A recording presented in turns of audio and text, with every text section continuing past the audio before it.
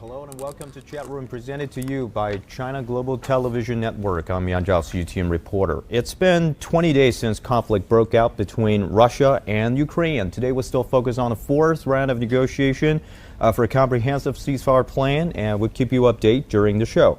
And joining us in the chat room today are Ken Huang, chief editor of Russian service CGTN, Shen Shiwei, politics analyst, and Qiao Liang, a specialist in international and Chinese politics. Also, experts and CGTN stringers around the world will join us later on live, including Mr. Luo Yingjie from University of International Relations in Beijing, Alyosha Melankovic in Rostov, Russia, Abhishek Baya, international editor of CGTN Digital, and CGTN strainer Yan Wisser in Kiev, and Martia Sorby in Kharkiv will show us around on the street of two cities. We also invite you to join us to be part of this conversation by sending us the topic and the question you want us to talk in the chat room to stringer@cgtn.com. Also, you can check out CGTN YouTube channel where you can participate in the poll to show us your preferences on the topics. Well, as usual, we still started up with the latest development on the battlefields on the ground. In the past one day. Kent, would you like to show us on the map? 我们还是从那个 The situation Okay, is not 地面战开始哈。 In generally, we can So let's see look at a map. that in Kiev, This is Ukraine. Zhytomyr, 在过去一天呢， Sharing 这个战况呢相对不是特别激烈啊，我们可以看一下 Kharkiv。 但是呢，这个总体上呢，这个俄军呢对这个基辅、 and Odessa, 日托米尔、这个基辅、日托米尔，然后包括像这个 There 切尔尼戈夫 have been 是吧？切尔尼 more 戈夫 attacks 这个地方，苏梅、 but mostly 哈尔 from 科夫， the distance. 以及 And the 呢 most 这个 fierce 以 battles 及奥德萨， happen over 我 here. 把这个挪一下。这些地方啊，这都是这个加大了这个打击的力度啊。当然呢，主要还是这个远程火力的打击啊。目前呢还没有进入巷战阶段。最激烈的呢还是在这个地方。 Please How about we brief us start about with the Donetsk. Donetsk, because In Donetsk, the CGTN yesterday, reporter Dmitry Maslak according is to standing the by, Yeah. so we can have a local very Okay. brief introduction about Donetsk was battlefields, and hit then we can just come across by a to Maslak. missile. OK， 您先简单的给我们说一下 And there 顿涅茨克， have 然后马上 been 连 some 那个 casualties. 斯拉克哈。目前呢， About 顿涅茨克这边呢是昨天 2 的 dozens of civilians. 据这个顿涅茨克当地的 And 这 in 个消息说呢， Donetsk, 是遭到了乌 the 克兰政府军的一枚这个 local 原点这个导弹的 army 袭 is 击 now moving towards 导弹就是多奇克乌的袭 So 击 that is 然后 still 有 a 人伤 very 亡，大约 fierce point, 造成了20多个 particularly 平 in 民死亡 Mariupol. 所以呢，现在顿涅茨克呢 Yes, 这个 the 正在处 battle 理这个 is 事情。 quite 另外呢，顿涅茨克 serious 的 here 军 in 队呢 Mariupol. 还是在这个马里乌 And there 波尔 have 地 been 区 a 呢在激 besiege 战目 around 前这 here. 是最大的一个进展。就是目 I 前顿 now 涅茨克还是 join 一个 the 最大的交火点， battlefield. 对吧？对，就是尤其是顿涅茨克以南的，对马里乌波尔 And 这个地区， Izium 马里乌波尔 is 这个地区 also 呢 one 是这个 point 交战 for 比较 both 激烈的，因 sides 为 to 实际上呢，现在 fight 俄军 for. 呢对这个地区呢，实际上已经形成了合围这是东西，目前呢大约战线在这个位置目前是这么个情况，大约在这儿吧Izium 这个地方呢，现在在激烈交火这是双方争夺的一个重点所以目前的这个战线基本上大约是这样的。 Okay, now let's just cross live with our CGTN's reporter Dmitry Maslak in Donetsk. I don't speak any Russian, so I Okay. have to hand it over to Kent. Okay. The Kent will talk to Maslak in Russian, and we want to know the latest development of Donetsk, and maybe he can start it off with a brief introduction about this latest situation, and also we want to know a little bit about yesterday's what he has been through in. I think it's in Mariupol. He has been attacked by the bombardment. So maybe you can ask him. Okay, no problem. With pleasure. Hello, Maslak. Can you hear us? Yeah. Yeah, I'm gonna hand it over to Kent, and he will talk to you in Russian. Дмитрий, добрый день. Вы меня слышите? Да, привет. Да, слышу, привет. Да, значит, тут ребята интересуются, значит, какие последние новости, что происходит сейчас в Донецке, ну, в общем-то, собственно, It's что complicated in происходит Mariupol. с Мариуполем. And quickly it's Вы approaching там the не были, да, end. наверное, не получилось? По поводу Мариуполя. Ситуация в Мариуполе сейчас, в общем-то, наверное, я бы сказал, но это, может быть, тороплюсь, но близка к развязке. 但是很快已经接近这个战略尾声了。 То есть какой-то такой логической точки удалось достичь, но мы несколько дней пытались попасть в город с разных сторон, So now in в том числе и по Mariupol, трассе, которая была долгое время закрыта, и одними из первых по ней the смогли situation is проехать. quite complicated, and Дмитрий, according to the local прошу militants, прощения, можете сделать небольшую паузу? this Я gunfire is переведу, approaching the Да, end. хорошо, я буду без проблем According да, to частями him, говорить. Right now, Ну, well, anyway, Mariupol 这个 is totally encircled. 这个 and the local 对 government 对 wants 这个 to 形 get 势呢， out, 目前 but 来 it's 讲还是比较复 almost 杂。但是呢， impossible. 据 So 当地 Russia 军方 has 人士介绍呢， basically 看来呢已经 besieged 是接近 Mariupol. 这个 Yes, on 尾 the 声了。 east that's Donetsk 对， militants, 就是 and 接近 from 尾 the 声了。 west 他们讲 that's 呢， Russian 现在 army. 已经对马 So 里乌波地区形成了 it's 完全的合 basically 围。 encircled 就 by 是说 both 在这个地 sides. 区的这 And 政府呢， yesterday 想要这个脱离 they 这个地区，现在 tried 目 to 前看来 enter 已经 into 没有可能。 Mariupol through 俄军 highway, but 已经 because 把 of 马里乌波尔 the 整个 gunfire, 就 there 是 are many 从东边呢 places 是这 are 个顿涅茨克的武装 right 力量 now，从西侧呢 off 是 limits 俄罗斯这个武装力，就整个形成合围了现在正在进攻。然后呢，他昨天呢尝试着沿着高速公路呢进入马里乌波尔，但是呢因为战事比较紧张，所以呢很多公路都封锁了OK， дальше。 Жители Донецка говорят нам уже который день, что в принципе ситуация сейчас в городе такая, которой не было даже в 2014-2015 году. Ну, то есть очень слышны обстрелы. According to Всю the ночь local civilians in Donetsk, большинство жителей города и наши коллеги, the журналисты city в of разных Donetsk частях is Донецка слышали also quite удары артиллерии, и unstable. прилеты, Compared to и 2014 and отлеты. 2015, the situation Поэтому is ever тут не more скучно, мягко complex. говоря. And the переводя. journalists from all the 这 countries 个据 living 顿涅 in 茨克本 different 地这个 places 居 of 民讲啊， Donetsk 就是就 heard the 顿涅茨克本市 gunfire 这个 in the 现在的 night 形势呢 time. 也不是非常稳定。 And also, they 现在 could 局势 hear 呢可 there 能 are 比 different 2014年、 types 2015年的 of 时候这个还要紧 gunfires 张。 and 至少这 bombardment. 夜间呢，这个各国的记者在顿涅茨克记者住在这个城区不同方向不同位置的人呢，都听到了夜间的这个炮火声就是有炮击，而且这个炮火呢是不同口径的这个炮弹打过来的。所以这个总而言之一句话呢，就是现在他们那里很热闹。OK， да, Дмитрий, дальше. Да. Ну, вчера, в общем-то, мы возвращались со съемки, успели попасть в момент, когда работали экстренные службы в центре Донецка после падения хвоста ракеты .у. Конечно, зрелище было, ну, такое, мягко говоря, не для слабонервных, потому что везде лежали тела убитых людей, погибших, которых посекло осколками. Много крови, много стекол. He went for a Самой report, ракету мы уже не застали, and on ее his увезли way, от дома he правительства met with the Донецка. bombardment. When he got Но back to сегодня в Donetsk, городе траур. There was a missile hitting the downtown area of Donetsk, and about 20 casualties 是昨天 happened. 呢，这个 It's 他 from 出去采访 Ukraine? 然后 Yes, 在路 according 上 to 呢，这个 Donetsk, 跨 it's 路上 from 遇到 the 了炮击 government 等他返 of 回的这个 Ukraine. 顿涅斯克 And 的时候 today, 呢，正 the 好是 leader of 刚刚那 Donetsk 个 already 有一枚这 clarified 个 that 远 which 点导 army 弹 from 袭击了顿 Ukraine 涅斯克市 hit 中 this 心 bomb. 有And 20多名这个平民吧伤亡。 According to him, 对发射的对，顿涅斯克方面讲 the 呢，是乌克兰 relics 政府 have 军 been 发射 moved 的 away. 对，而且呢，今天 But 这 the 个顿涅斯克地区 people 领导人呢，普希林 injured 已经明确 and 说他 died 已 from 经 this 知道是 bomb 哪些 haven't 乌克兰 been 的部队 moved 发 to 射 the 这个导 hospital. 弹。然 It 后 was quite a 这个马斯拉克 disaster. 介绍呢，就是说这个当时场景呢 So 也非常 casualties, 惨。当他回来的 yes, 时候 20呢，这个 casualties. 导弹本身呢残骸已经被移走了啊，但是呢，这个伤病的人呢，还是当时还没有这个就是完全送到医院，所以那个场景很惨。就是说这个简单讲呢，这个神经脆弱的人是肯定看不到这种场景的。哦，那是造成平民伤亡了。对，造成平民相当于伤亡大约20人吧。Да, Дмитрий. Да, вот, продолжаю, да? Да. В целом обстановка сейчас, конечно, весьма такая напряженная, вот рядом с Донецком, то есть, грубо говоря, с юга через северо-запад и на север, там, на северо-запад до Авдеевки. Это сейчас такая вторая линия фронта.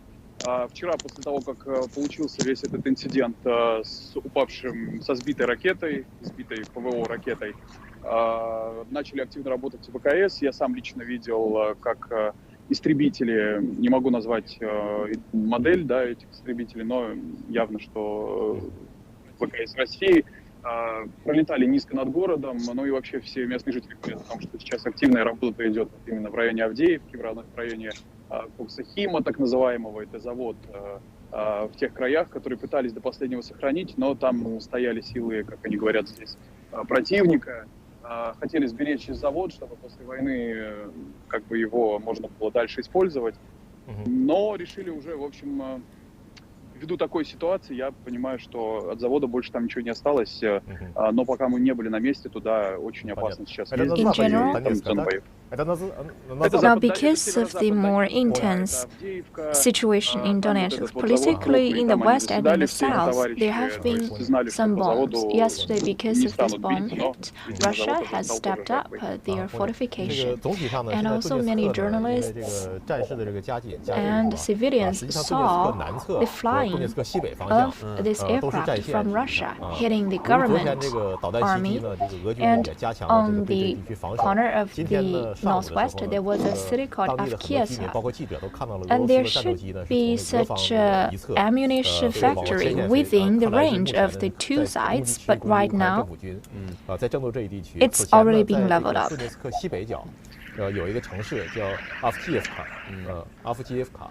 这个地方呢，本来是有一个兵工厂， So 也是在 according to 这个双 him, 方争夺的这个目标之内。 in Donetsk, it's the 但 only 是目前这 point 个争夺 for 结 the 果是兵 Ukraine 工厂 government 现在已 army 经被夷为 to 平地，基本 attack, 上也不 because 存 for 在 the other 了。但 places 是那块还是 Ukraine 在继续这个激烈的 is right now basically on the defensive, not 现在就是 offensive. 说，其实顿涅斯克应该是整个乌克兰政府军唯一的一个在进攻的点嘛，因为在其他很多地方，乌克兰其实是被俄罗斯军队在包围的嘛，是属于防守状态的。这是一个唯一的一个进攻点嘛。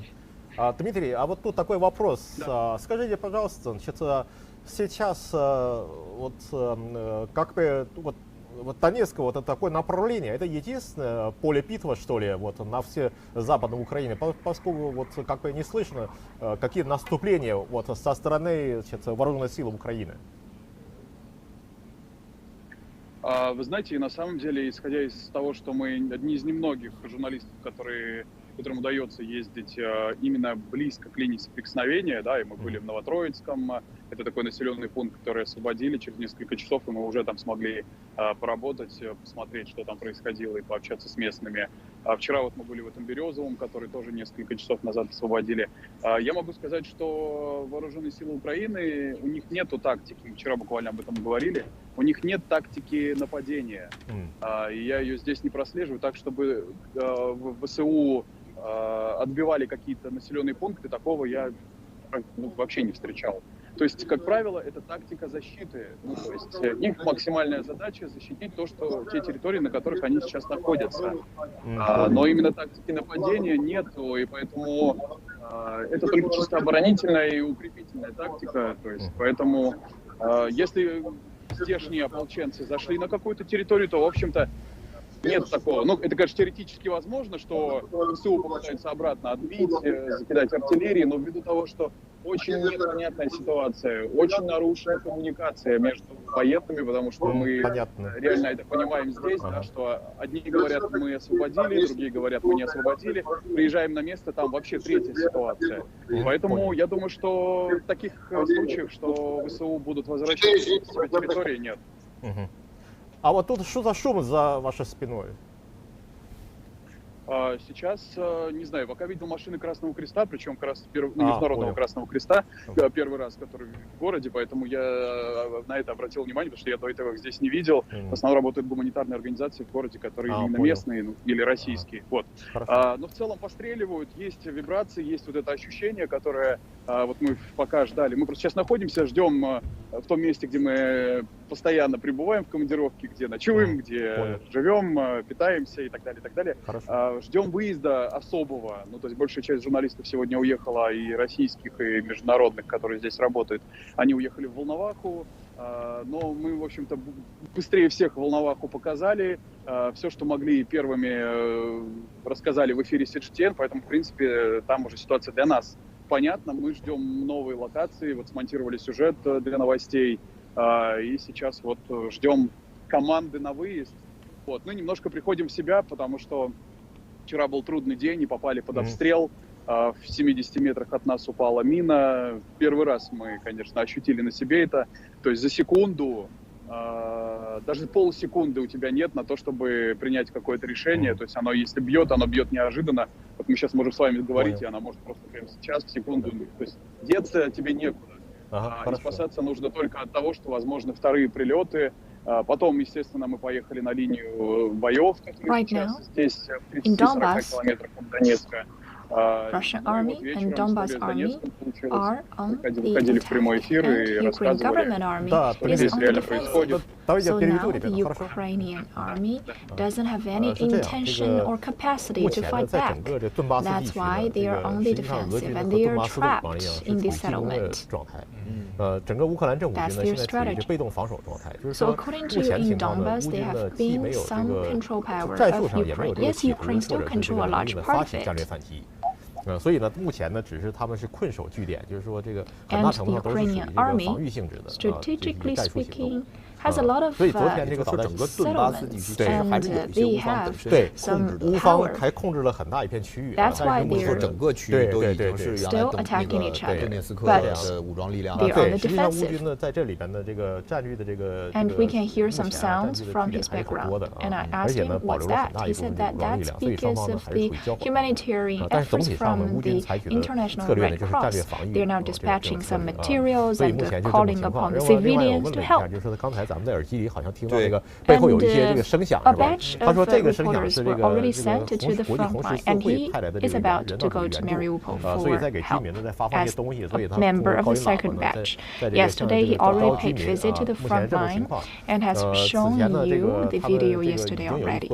And according to him, personally speaking, on his way yesterday, he was hit by the ammunition. 第二批对这个第二批去这个什么的啊，因为昨天他已经去过这个前线，就是那个 Volnovakha 已经给大家看过这个视频了，咱们昨天已经看过了。另外呢，他这个也谈了一下个人感受，就是昨天呢，在这公路上呢遭到了炮击，是吧？这个第一枚炮弹呢 I've been told that Maslak has to live, so how about we say goodbye to him? Hi, Maslak. We know time is up and you have to live, so be safe, and we're looking forward to talk to you soon. Okay? Да, Дмитрий, мы знаем, что вы сейчас выходите, да, вот, поэтому unlike yesterday. Всего доброго, берегите себя, мы будем на связи. Спасибо огромное. Спасибо вам большое, да. Поработаем сегодня, надеюсь, без приключений. Спасибо. Тебя вы там тоже. Хорошего настроения. 都希望今天能够顺顺利利的， So what else did he say? 不会像昨天那样，是吧？ He added his personal feelings about it because as a reporter on the battlefield, this is his first time to experience such a short distance attack from the cannon because it's very close to him. It's about 50 meters distance, and right next to him there was a house. This house was razed to the ground by this cannon, and Luckily, he got rescued and he mounted on the bus quickly because the second cannon hit very soon. 打中的是旁边他们一个房子，就是这座房子实际上是被击毁了，然后吸收了大部分这个炮弹的冲击力量啊，所以呢，他们当时呢就是这个幸好是得以逃脱，然后赶紧上车，因为第二轮炮击马上就过来了，他们已经逃离那个地区。And I still have this question about Mariupol. Yeah. Because as Maslak mentioned, this is the Russian troops have been completely surrounding the the Mariupol.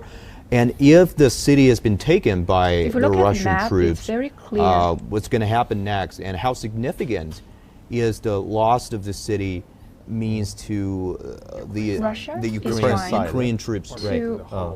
To the whole situation. Yeah, for the entire build a pathway. 实际上我们看一下地图就可以看到，目前呢 Can we have the map? Yeah.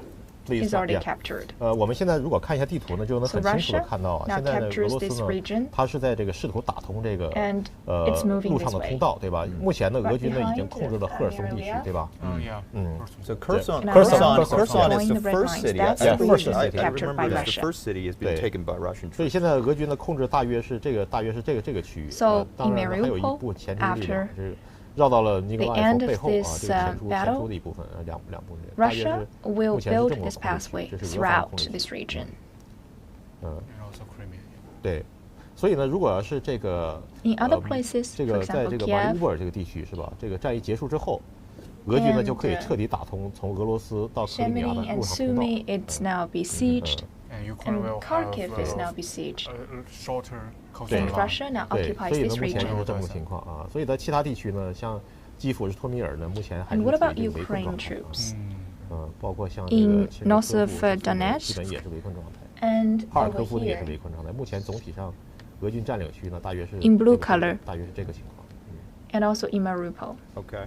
然后呢，现在呢，乌方的力量呢，主要集中在这个北顿涅茨克，这个 Severodonetsk，还有这个地区呢 Kramatorsk 这两个地区啊，目前是在这个乌克兰政府军在这个地区啊，然后还有一部分呢就是在Mariupol这个地方，目前总体就是这么个情况。Okay, so I've been told that we'll be soon we'll be joined by another CGTN reporter. The Alyosha is with us. Hello, Alyosha. Hi. I hope you can hear me. Yeah, I can hear you. But we can't see you now. Can you just set up your camera? Oh. Okay. Okay, so where are you now? You're back in Moscow? No. Now, I returned to Rostov-on-Don. I spent 4 or 5 days in the cities of Donetsk, Volnovakha, and I went to the almost northern outskirts of Mariupol. Okay. I spent there quite some time. I've seen there a lot of things, and I have to say that I luckily escaped yesterday's attack by Ukrainian cluster bombs for maybe 30 minutes. You've been attacked too? You've been attacked too? Because I don't know if you can hear our earlier conversation with Maslak. He just escaped from another shelling. So you've been through the same thing, the same situation too? Similar. Similar. It was most likely similar situation, but it is, I would say, I am in this job of covering world conflicts or conflicts around the world for 23 years now. And I've been shot at, survived improvised explosive devices, shellings, etc. a number of times so far. But what I have seen yesterday, for instance, or was it yesterday? No, 2 days ago, in the town of Volnovakha, was something that I haven't seen anywhere. The first things that crossed my mind when I entered the town of Volnovakha, and just to put it in context, or to give it location-wise where it is, Volnovakha is halfway from Donetsk to Mariupol. It's a main highway from Donetsk to Mariupol, and Volnovakha is right in the middle. It is a small town, not too small, several thousand people, but it is completely destroyed. It was absolutely and completely destroyed. I've spoke with the people there, and some information that came to me were quite shocking. For instance, if you allow me, I visited a hospital there. I spoke with the doctors who were in that hospital. Hospital is totally destroyed. in the cellar of that hospital are still roughly around 100 patients, and doctors are trying to give them any kind of treatment, and it is beyond hard. Dead bodies of Ukrainian soldiers are still in that hospital because Ukrainian military took control of upper 2 floors of that hospital, and according to the witnesses, to the doctors there, Ukrainian army used hospital as a firing position. So they fired mortars, machine guns from the upper 2 floors of the hospital. And that was quite interesting.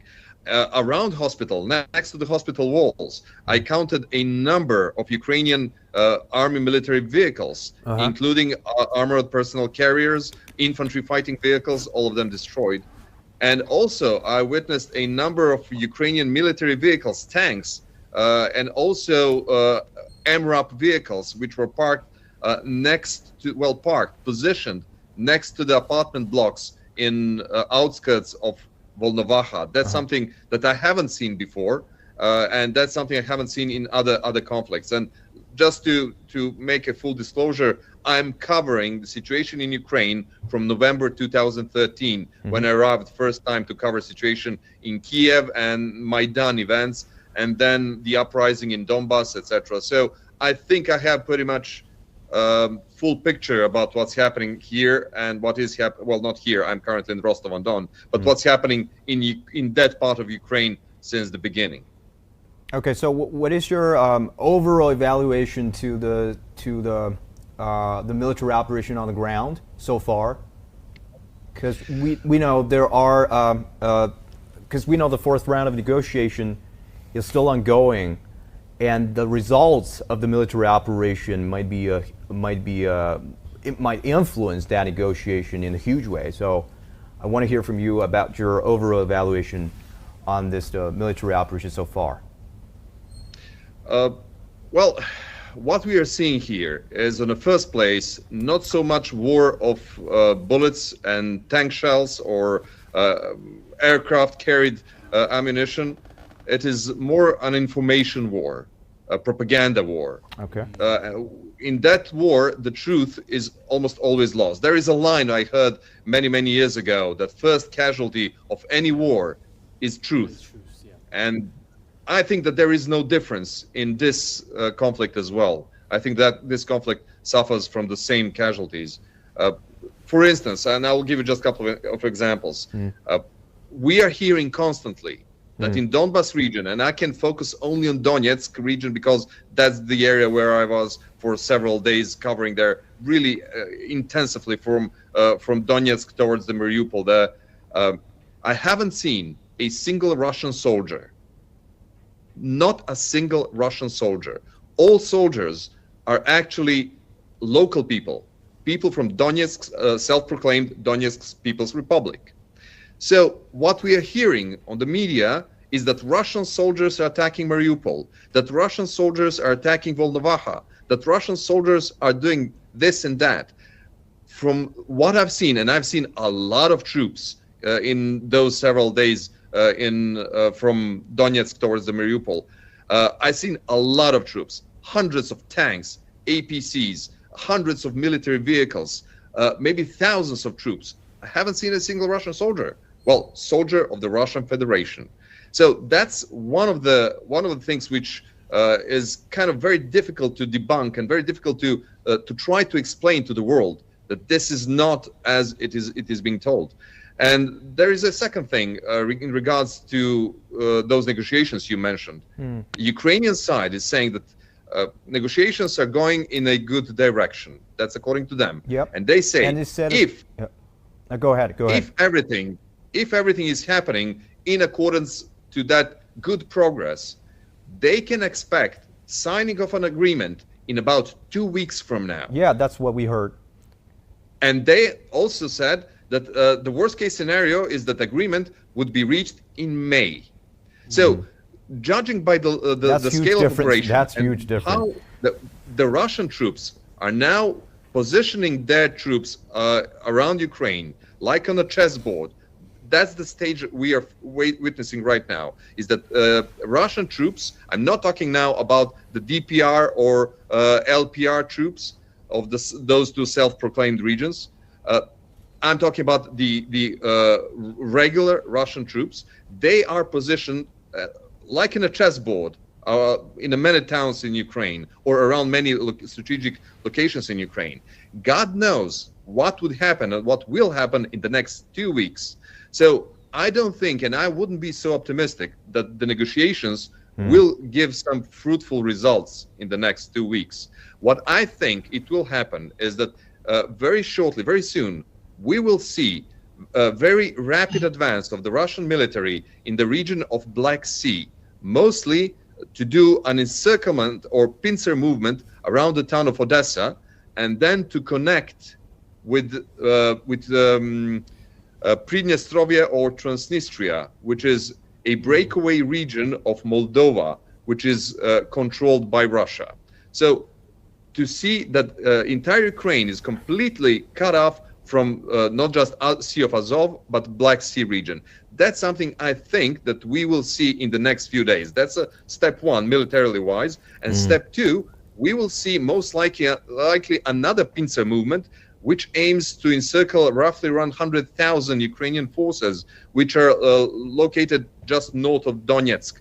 That's a pincer movement which is from the north. Russian troops from Kharkov are advancing towards south, while the Donetsk troops from the Donetsk region are preparing and beginning a movement towards north. If they are successful, they will put in that kind of circle, they will encircle roughly around 100,000 of Ukrainian troops, which is around half of entire Ukrainian military. That's my couple of cents what we might see in the next few days or weeks to come. Yeah, there's a fourth round of negotiations, the big topic that we're going to discuss here with Alelsha and also back in our chat room. So it seems that Alelsha is prefer the version that provided by the Russian side is said it could be last to the middle of the May, because as I said, it's the Ukrainian said will be completed. Hopefully to be completed within 1 or 2 weeks. The Russian says maybe lasting to the middle of the May. That's two different scenarios that we're talking about. So which scenario do you prefer? Or do you believe might happen in the coming few weeks? Well, I think the conflict right now is very costly for both parties. So it's likely to last a long time, but it's going to be very, very devastating for both sides. So you think they're going to reaching this agreement in a very short time? At a certain point, I think at a certain point, yeah. It could be shorter than May, but I agree with Alyosha that negotiations within the next 2 weeks won't be very fruitful. Yeah. But I think the question is, let's see what kind of agreement with Russia and Ukraine would be agreement. That would be that would determine how long this agreement could be reaching out. So what do you think? So what is your take? What might be included in that the ceasefire plan? It's a comprehensive ceasefire plan. What might be included in that plan? So in terms of comprehensive, that means that well covers the needs from both sides. And you see for the past 3 rounds of talks and the foreign minister talks and also the 4th round of talks, both of their demand have not changed. And especially about from Ukraine side is about territorial integrity and sovereignty, but that is in the contradiction to the Moscow's demand, and also for the demilitarization. I think that demands may be accomplished by Moscow's military operation, because that is pretty hard to have this kind of agreement that Ukraine cannot have any military. I think. Now for Moscow's military intention is to just have this military battlefield victory, and so that is just for the paperwork in the future maybe. And for the other issues, especially for the humanitarian issue, that has already become a blaming game already. So I think the key part is still about the status for the two self-declared republics, and also about the Crimea. And but as Alyosha has said, maybe Ukraine will cut from the Black Sea region. So that is not a very good sign for Ukraine side, and I think the negotiation is not less fruitful. Maybe the conflict will last a little bit longer, as we predicted in the previous talks. Yeah. 在这种情况下呢，另一方面我们也看到，双方也有可能利用这个谈判，是吧，作为一个政治和外交博弈的一个工具。就是通过谈判，是吧？这个一方面当然是不是有拖延时间的这个意图，是吧？为自己争取更大的这个政治和外交斡旋空间，是吧？因为我们在谈嘛，对吧？另一方面呢，在军事层面呢，是吧？它也是有力的抓手，对吧 ？They didn't stop for both sides. The negotiation didn't stop any kind of military operation on the battlefield. So it's kind of like the military operation is supporting a kind of negotiation, and the negotiation about the pace, about the results, and what you want and what we can give. It is in so a kind of calculation right now. Below it, there are a lot of political games and diplomatic games. Part, but for the two decision makers, it's about politics, it's about the calculation right now. 对，所以谈判呢，只是所谓的就是冰山浮在水面上的一个部分，是吧？实际下面有大量的这个政治外交斡旋，是吧？在展开。But the key is that to figure out what are the core interests of both sides, like what the Ukrainian wants badly and what Russian want badly. So now I want to ask this question to Mr. Lo Yingjie, our international relationships expert. For the peace deal in the first round of talks, what are the core pursuits of both sides? What do you think are the core interests from both sides? 您觉得这个双方他们现在在谈的这个第4轮的 There is no definite answer right now for the first round of talks. 一个和平协议哈？您觉得这个双方他们核心的这个诉求都各是什么？ The talks are still going on. I totally agree with what has been said just now by the other professors. There will be some political games going on here behind the talks, asking for their own room of maneuver. But anyway, no matter what is the progress of this negotiation on the side of Russia through the talks, they certainly pursue something, at least some goals at the current stage. And those stage-by-stage goals by Russia are commensurate with the current situation in the battlefield. For example, now they are fighting the war in Donetsk and Mariupol and some partly in the surroundings of Kiev. So those attacks towards those cities mean that Russia is controlling the rhythm of this war. And this attack paves the way for the negotiation. So the negotiation is going on hand in hand with these attacks. If they can reach some deal from the talks, of course that's the best solution for both sides. But right now, obviously, the Ukrainian side doesn't agree with the set goals of Russia. For Ukraine, firstly, they have to guarantee their territorial integrity. That's their strategy in the first place. And secondly, Ukraine is under pressure from the Western society, especially from the U.S.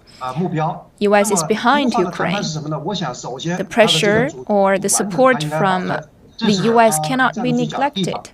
So in the talks, they cannot cut it off because of that international relationships. That's why even though Ukraine has certain pursuits through those talks, they are eager to end this war very soon. For Ukraine, the leaders of Ukraine do not believe that it's necessary to continue this war. They search for integrity of the territory, but they are under pressure from the West. So even in this war, they cannot be fully relaxed. And another factor that leads to the uncertainties of this talk is that right now, obviously, Russia has the upper hand if we look at the map controlled by Russia, but still, Zelensky feels that there should be some results from this talk. Yesterday, I said that the results of this negotiation or the attitudes of the two sides are decided also by the situation of the battlefield. We cannot separate those two things.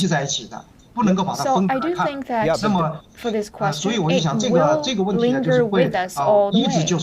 And also, based on the situation of the fire, the two sides are still at a tie. They're all trapped in this war. So as to the result of the fourth-round talks, we are unclear. If the Ukraine said that they may come to some results within the next 1 to 2 weeks, and that means another 2 weeks of war. After 2 weeks, there may be big change of the situation. Should Russia get full upper hand, or will Ukraine has more say?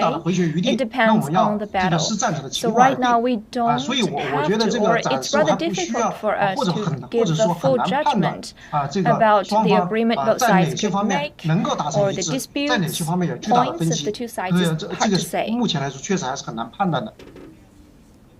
Okay, Alyosha, I want to ask you this: if the both sides can reach out to some sort of this ceasefire plan or some sort of the peaceful plan, what articles or what content might be included in that sort of a plan?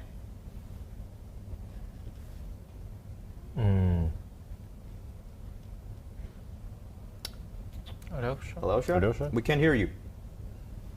Now? Oh, yeah. Okay. Yeah. Okay. Now we can hear. Okay, now so go ahead. What we can hear from the Russian side is that they have very firm list of requirements, very firm list of requests, which are absolutely not easy for Ukrainians. And I'll just try to go through those. They want Ukraine to recognize the independence of self-proclaimed Donetsk and Lugansk People's Republics. They want Ukraine to accept that Crimea is a part of Russia. They would like to see. No, they don't want. They insist that entire Ukrainian military is getting rid of all offensive weapons that might be used or can be used eventually or one day or at all against Russia. They also want, as they say, total denazification of Ukraine.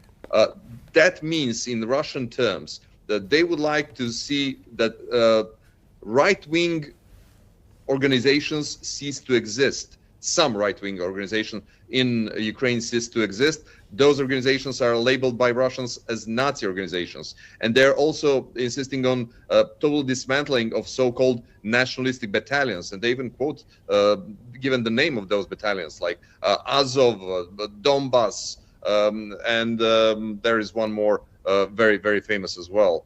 So anyway, that's the list of Russian demands. And Russia says that if their demands are not met, then the existence of Ukraine as a state will be put under question.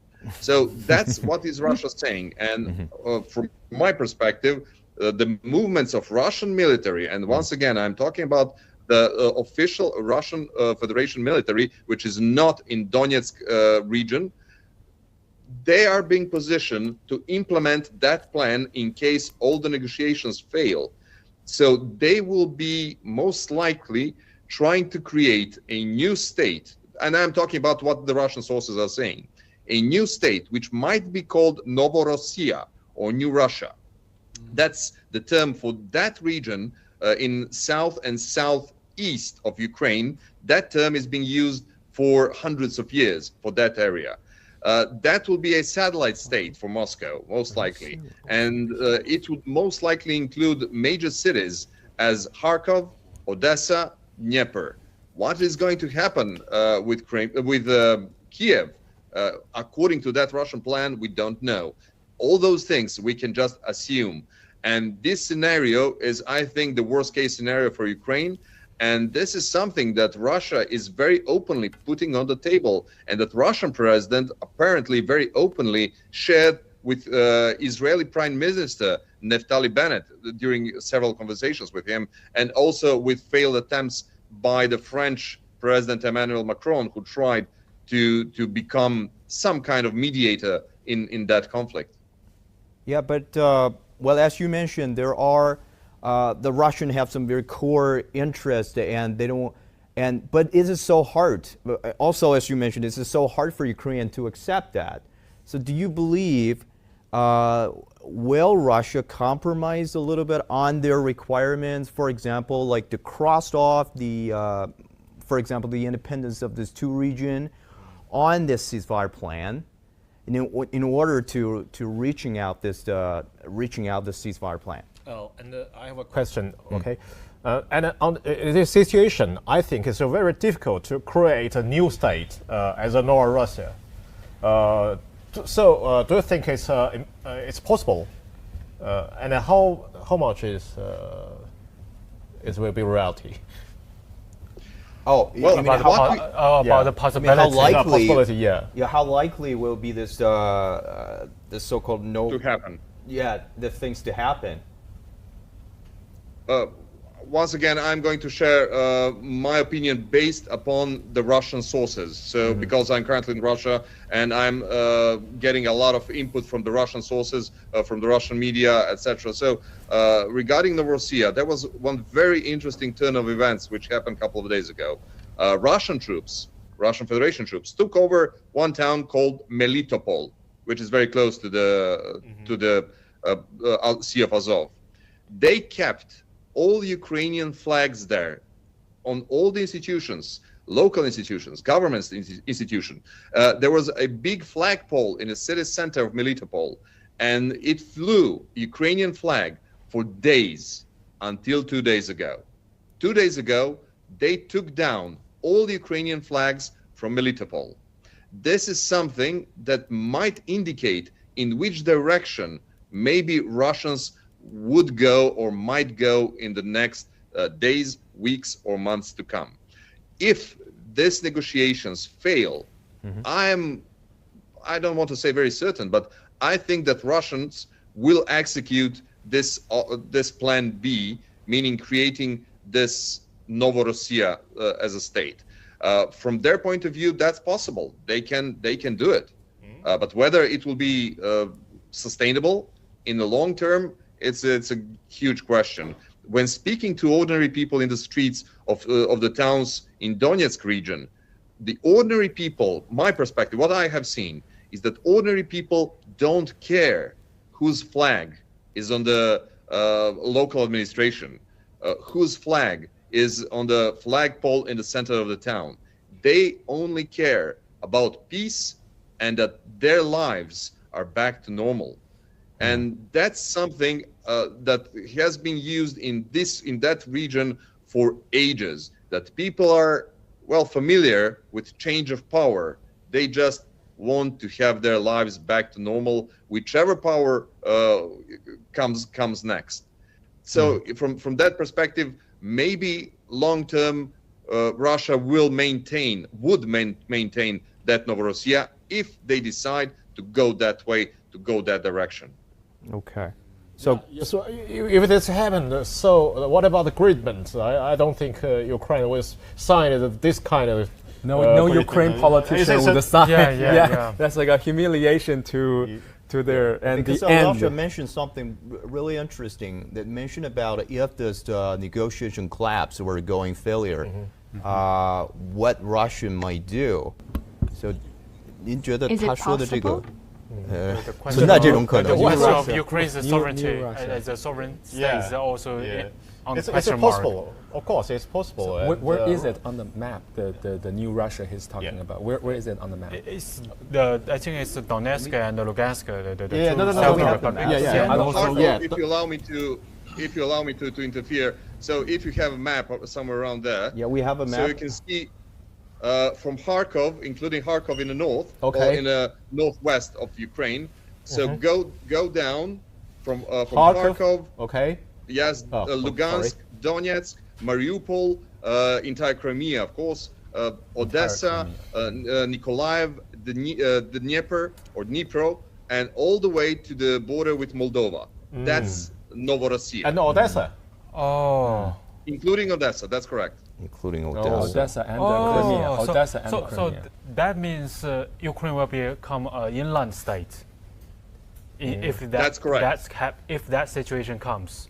Oh, And Yes, also that's correct. and it is Kharkov. Russia will get full control in Kharkiv.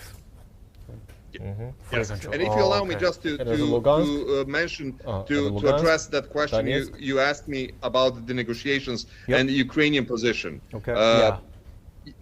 There is not too many trump cards in Ukrainian hands. Even, for instance, Naftali Bennett, which I'm mentioning frequently because he apparently took over the leading position of negotiator or somebody who is trying to negotiate between the two sides. And Naftali Bennett is the Prime Minister of Israel. Naftali Bennett is Jewish, just as President of Ukraine Zelensky. Let's not forget that 1/3 of entire population of Israel came from Russia and from Ukraine.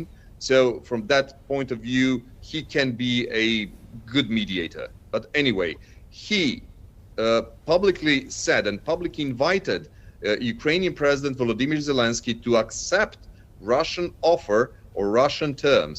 He said that number of times, most likely because he knows what Vladimir Putin told him in the discussions. Ukraine is not supported by NATO because NATO is not going to militarily intervene and try or risk Third World War or World War III. There is no, besides sending weapons or words, there is not too many support to Ukraine. So Ukrainian military is almost obliterated. There will be just a lot of civilians taking the arms to fight against the superior Russian military. From that point of view, the situation in which Ukraine currently is and President Vladimir Zelensky is not giving them too much favors, and it is very hard to be negotiator now with Russians because Russians have upper hand.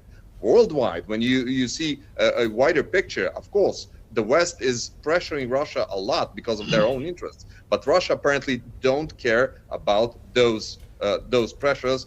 Russia has its own goals and it is determined to fulfill them. Okay, thank you, Alesha. I want to ask Professor Law about this situation that we've been discussing with Alesha. If the fourth round of negotiation fail or go collapse, what will happen next? Should we expect for another round of negotiation, or as Alesha predicted, the Russian will do something different?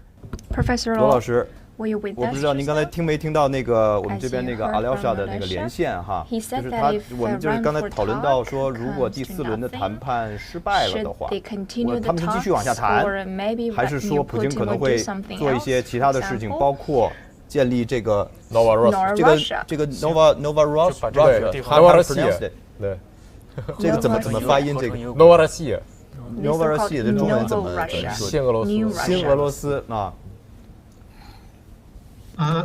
刚才我也大概这个 I heard you 听的 guys talking. 有一点还是有一点这个清楚，就是他 Just as 如果 Alesha 说 said, 刚才阿廖沙讲了，就是这个 if Russia intends to 未来的 build 这个 Novorossiya, 新俄罗斯的 of 话 course I'm，当然我并不赞同这 totally 个 behind 意思 this 啊， idea, 说 but 赞同这个意思。 I heard 但是 that 呢， according to 我知道 him, 他的意思呢，就 in 是 the academia, there 在 has 学 been 术界 some 有这么 discussion 讨论，就是说 that 这一次 militarily 咱们 speaking, 如果纯粹从这个军事上的这个角度来 or 说 Russia，那么普京他俄罗斯要达到一个什么样的目的？ intends for 对他来讲 some things 是一个比较合适的目的，那么就是刚才俄罗斯讲的，从哈尔科夫到卢甘斯克、顿涅斯克到马里乌波尔，然后连接这个克里米亚，然后再往西的话就到了那个尼古拉耶夫、奥德萨，那么这就是这个亚速走廊。如果说亚速走廊完全打通的话，乌克兰就成为了一个内陆国家了。所以我想啊，这就是说不管怎么样啊，这个。这个如果从军事上来讲，这是可以做得到的。我认为以俄军的这个俄罗斯的这个军事实力来做到这一点是可以的。这个是单从军事上来讲这是可以的。那么俄罗斯是不是有这个打算？昨天我讲过，俄罗斯他肯定他今天普京他也明确的表态，之前表态过。他并不想要占领这个乌克兰，并不想要占领基辅这不是他的目的。那么他的目的有几个，还是去军事化、去纳粹化等等这几个目的，对吧？那么这个对于普京来说，他一个真正的目的是什么呢？现在我们实际上都在猜测啊。扎留萨讲的这个是不是普京讲的这个？就是背后的这个战略上的谋划。我认为，如果从军事上来说，从战略上来讲，如果能做到这一点的话，那么现在面临着再巨大的来自西方的这种制裁压力，来自这个全球各个方面的这种压力我想对于俄罗斯来讲，也许他会觉得这个成本这个还是付出还是值得的因为毕竟这会极大的改善俄罗斯的这个地缘这个增强俄罗斯地缘优势。那么当然另外一方面，它会极大的削弱乌克兰的地缘优势。这个曾经有的地缘优势，因为我们知道乌克兰是自认为是位于这个东西方的一个桥梁，那么它拥有这个黑海出海口，那么对乌克兰来说，它是而且有这个顿巴斯的煤矿，是吧？这个西部的这个这种农业的这个基地。我想对于乌克兰来说，它如果丧失了这些优势，那么它的这个地缘政治的这个位置就会下降很多。所以如果纯粹从学术上来讲，俄罗斯如果达到了这个目的，那么它确实它会改善它的这个这个目前的所处的这个环境这个劣势当然它付出很大的成本。现在我们看制裁已经这么久了，而且制裁的效果在逐渐显现。它付出很大的成本，当然我们不能够追历史追很多的东西。那么因为我们现在毕竟还是要站在一个现代的角度，一个当代的角度来看这个俄罗斯看俄乌关系，看这欧亚地区的这个政治，那么看欧亚的安全。我们不能够说纯粹从这个这个什么领土上的这种更多的领土来满足国家的安全。我觉得我不赞同这种观点，我也持反对的意见。但是如果从纯粹军事上来说，俄罗斯能不能做到呢？俄罗斯肯定能做到，而且我确实不愿意看到这一点不愿意看到这一点，为什么呢？如果说出现这种情况的话，乌克兰就不是现在的乌克兰了，欧洲就不是现在的欧洲，欧洲安全发生大的这种变化改变。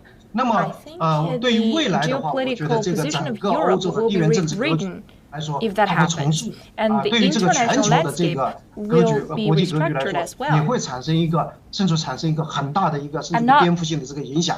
我不愿意看到这一点。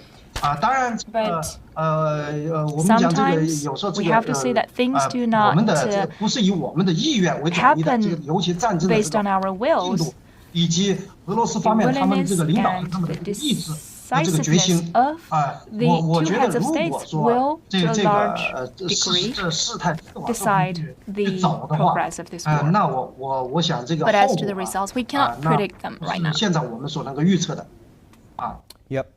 Yeah, thank you, Professor Lott. The European security architecture is a very important topic, and we'll discuss that later. But now, let's join by the CGTN strainer Mark Dersorby in Kharkiv. He will show us the street. He will be show us around the city, who's been under a very heavily bombardment. Hello, Martia. Yes, good evening there, and. It has been a very tense night with more shellings.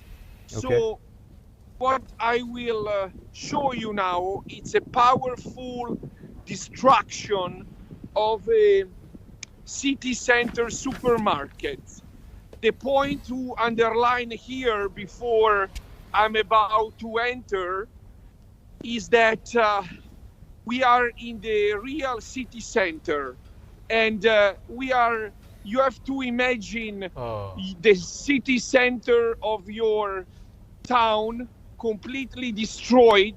This is the result of our night.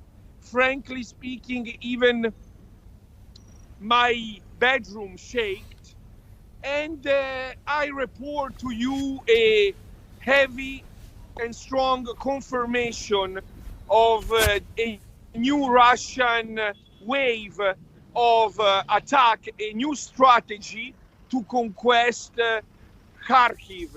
Like our analyst Alyosha said, Kharkiv is very strategic and definitely is part of a new project.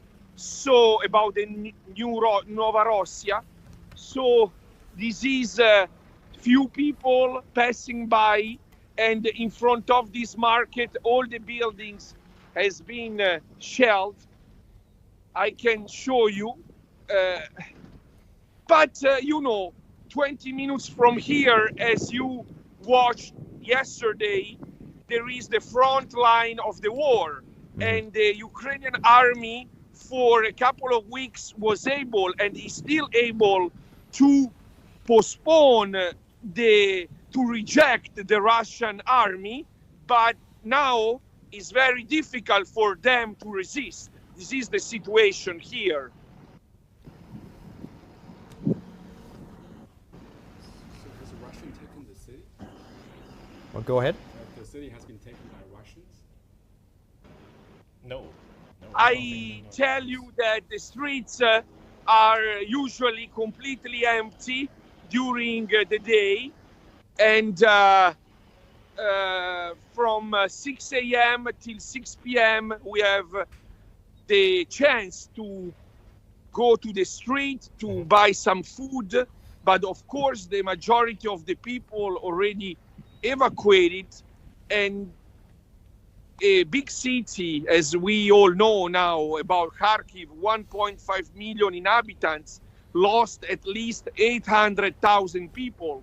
So for sure in the city are living only 400,000 people maximum, and they all live in the bomb shelter.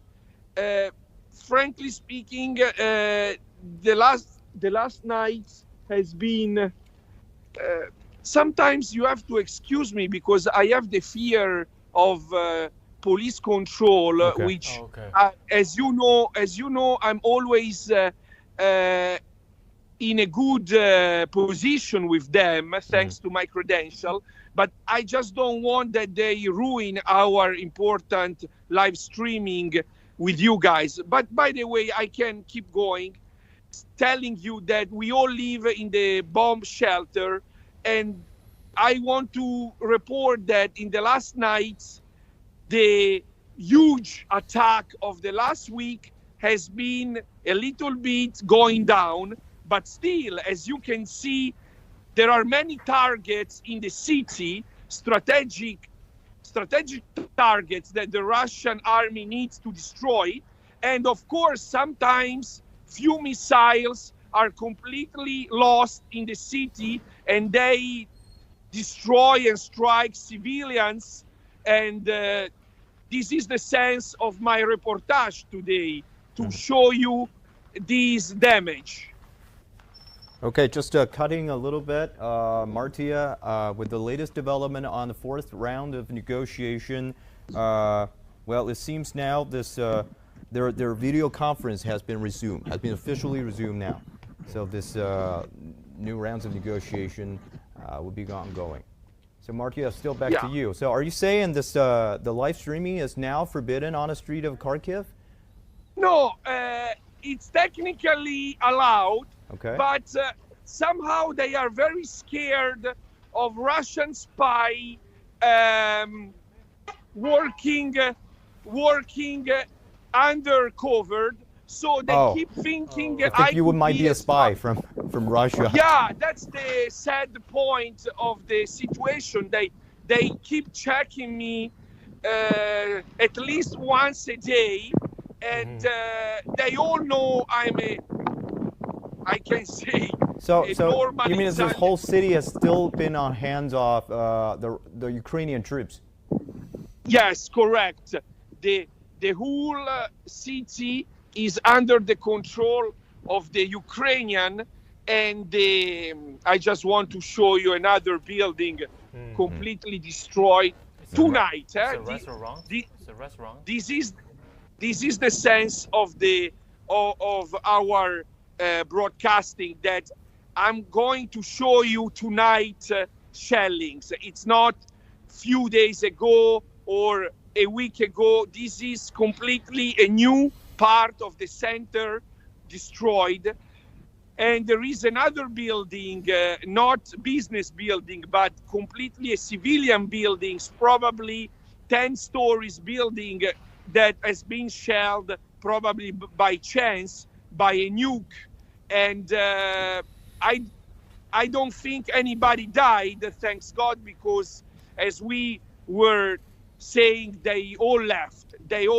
This population, I don't even think is 400,000 people, probably is even less. And is totally controlled by the Ukrainian army. A few days ago, the Ukrainian army reconquested an important part far away from the city. Those are strategic villages like Derachi, Saltivka. These are in the outskirts of Kharkiv, where the real battle is, and where I was yesterday trying to show you those images, but under the snow. I apologize again with our great viewers that I know they watch us very carefully. I apologize that it was too cold for my iPhone to resist to broadcast. But by the way, the city is under the control of the Ukrainian army, the outskirts of Kharkiv too. And this is paradoxically the sense of the Russian attack. The more the Ukrainian army is winning by ground on the land, the more they have to shell and destroy the city of Kharkiv itself. I don't know if it's clear, but the more the Ukrainian army paradoxically win the war by land, the Russian needs, in order to conquest the city, they need to push away the people and wait and prepare a very strong new attack. We are waiting for a third wave of attack in Kharkiv. So how long do you think this attack will last?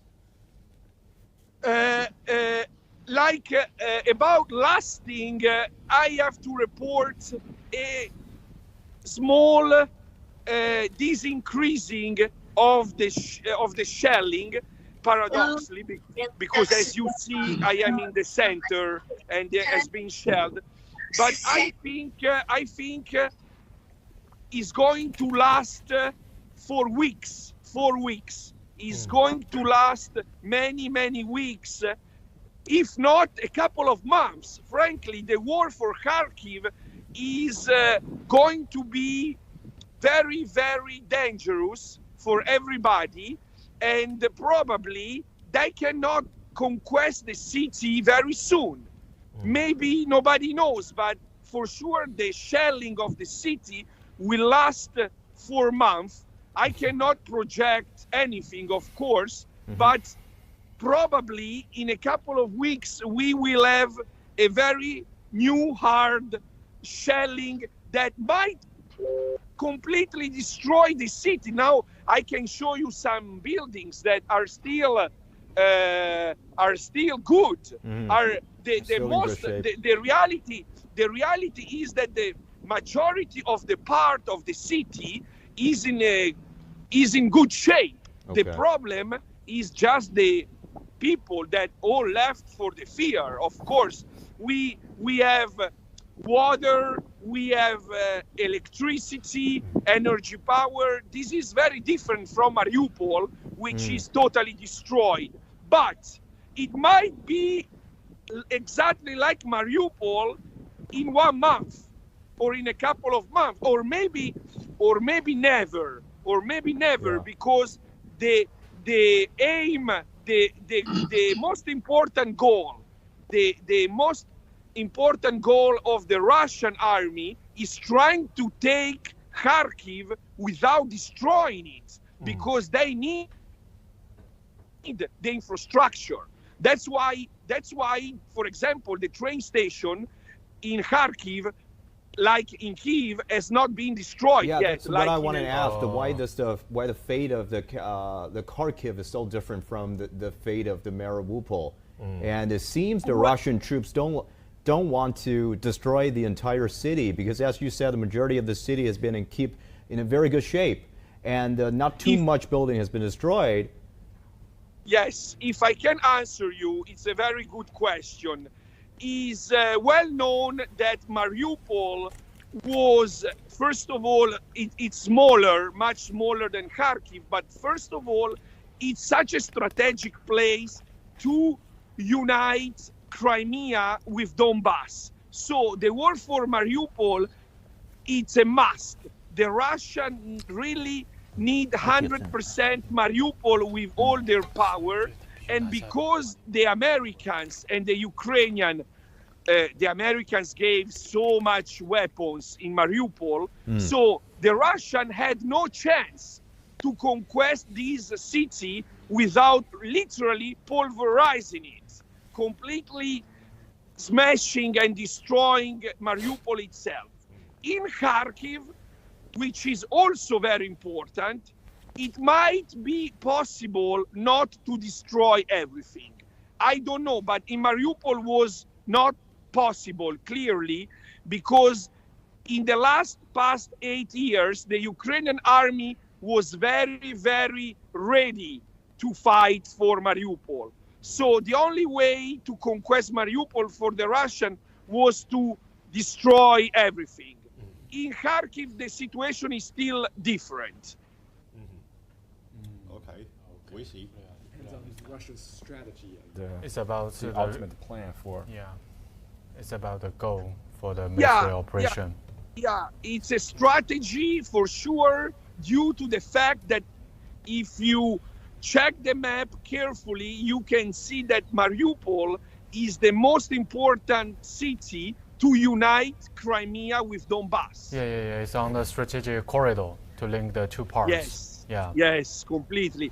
Kharkiv is, like our analyst said, also so important, can be part also of a new Russian conquest for sure. And it's also only, we should never forget, we are only 70, 80 kilometers away from Russia. From the border, Belgorod is a little bit more than 1 hour from here, which is nothing. You can even shell, potentially, Kharkiv from the Russian border of Belgorod.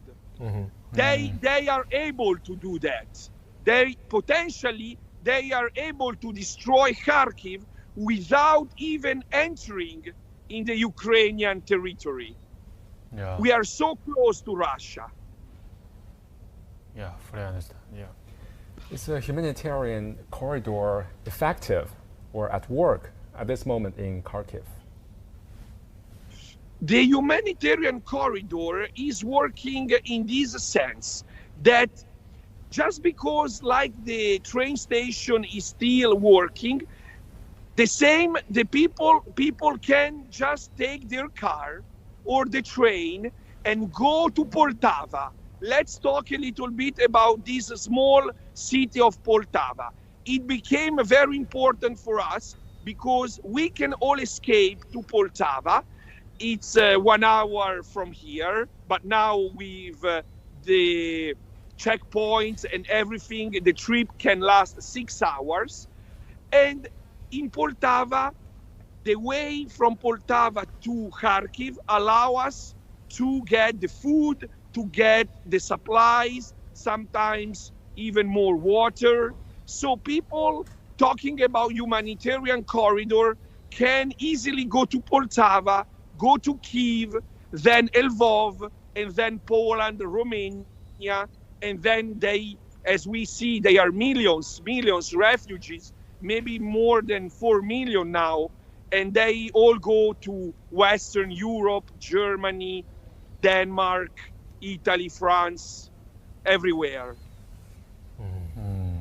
So about the humanitarian corridor, let's underline the importance of Poltava, a small town not far from Kharkiv, which is completely under the control of the Ukrainian army, and it is less shelled. Poltava is in a better shape of Kharkiv. So now the bombardment is still happening during the night, as previously. Good question. I want to tell you. Maybe not every night, but I'm back. Frankly speaking, they are shelling in the early hours of the day. In the early hour of the days, sometimes in the night. You're totally correct, because these tragedy, these things that you just saw before, it's part of a night shelling. But last night the shelling lasted only 1 hour, and there is a lot of shellings in the outskirts all day long that we cannot hear from here. And sometimes sometimes during the day we can hear in the city the noise of the Ukrainian tanks making a counter attack. So in the city we hear during the day a lot of Ukrainian counter attack against the Russian. Probably the Russian are very close. Probably the Russian are still very close. Okay, Marty, where does the citizens in the Kharkiv are living right now? In the outskirts of the city or somewhere else? Both, in both places, still in the outskirts, which is very dangerous, and also in the city center like me, which is maybe not less dangerous, frankly. Nobody knows actually, but we all live in the bomb underneath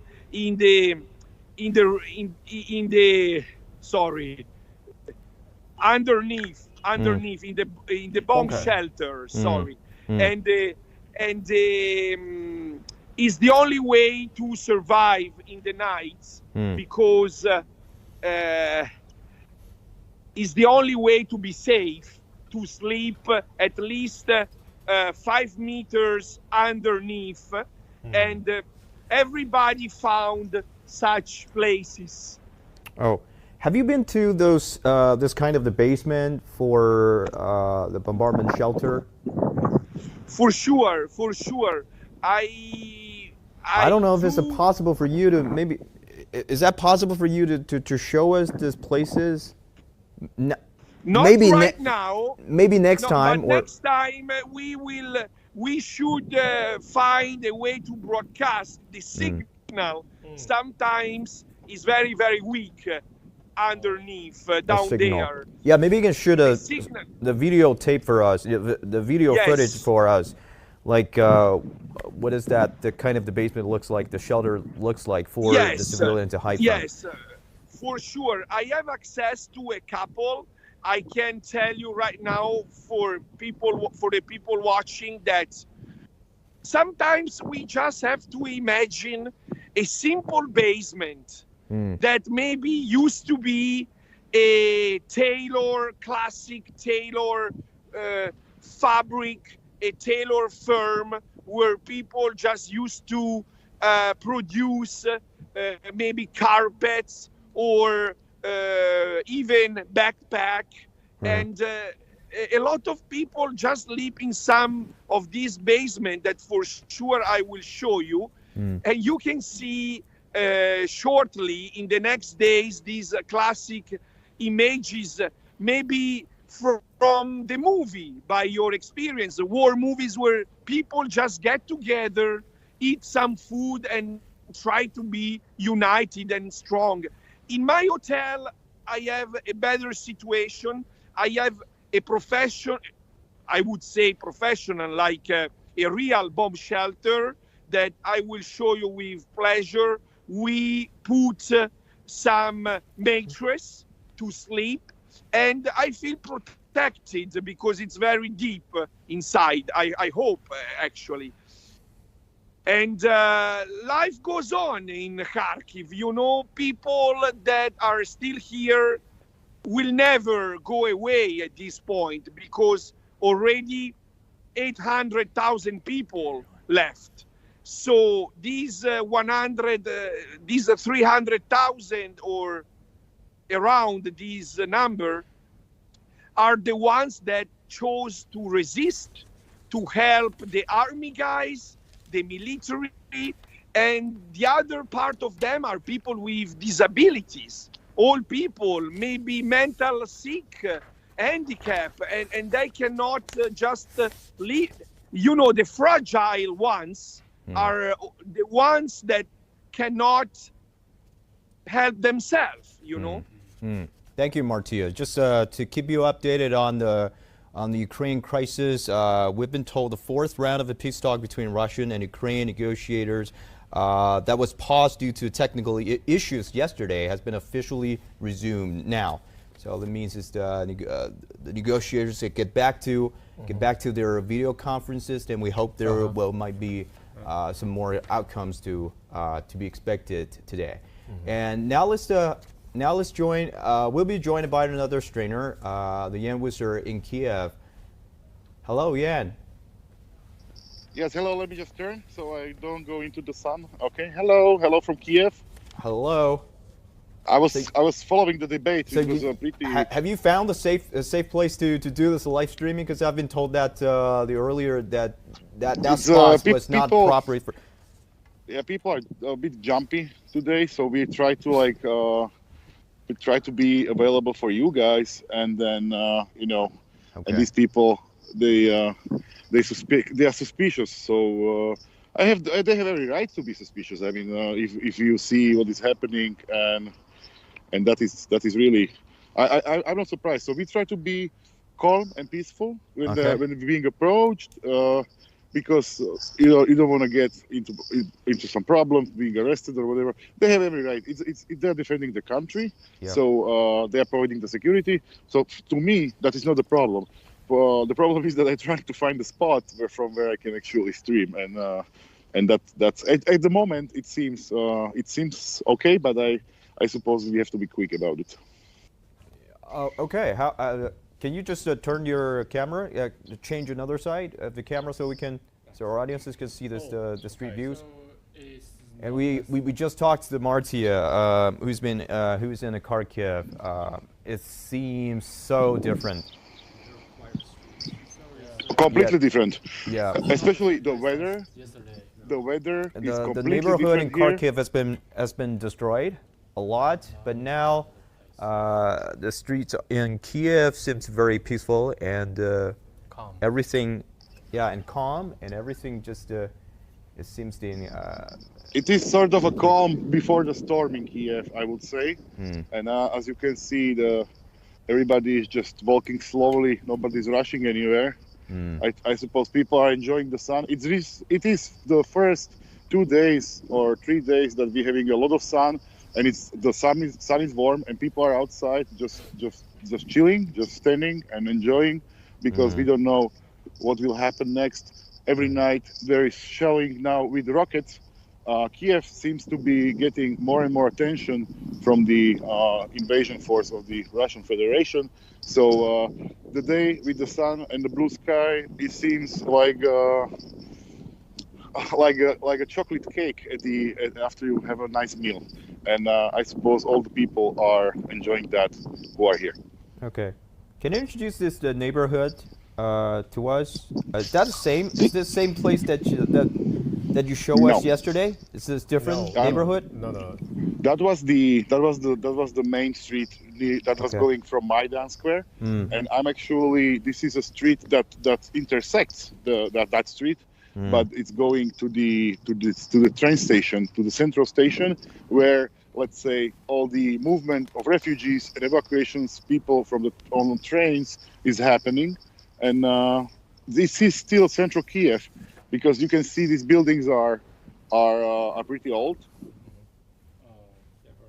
These buildings are pretty old. It's I don't want to say ancient, but its historical value, historical value that can be lost. If something happens here, it's really there is no money that can repay it, because the history of Ukraine and Kievan people is still here at large. There is a lot of museums. It's sort of a cultural and fashionable district, and people enjoy the most to be here.